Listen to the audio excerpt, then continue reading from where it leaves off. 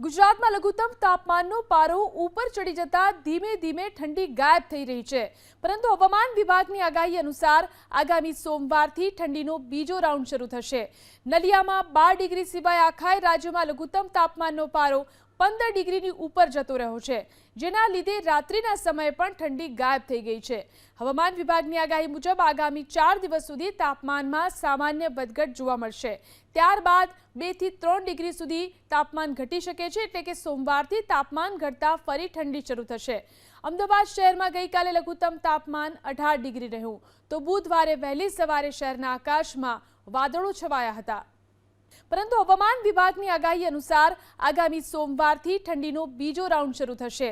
નલિયામાં 12 ડિગ્રી સિવાય આખા રાજ્યમાં લઘુત્તમ તાપમાનનો પારો 15 ડિગ્રીની ઉપર જતો રહ્યો છે, જેના લીધે રાત્રિના સમયે પણ ઠંડી ગાયબ થઈ ગઈ છે।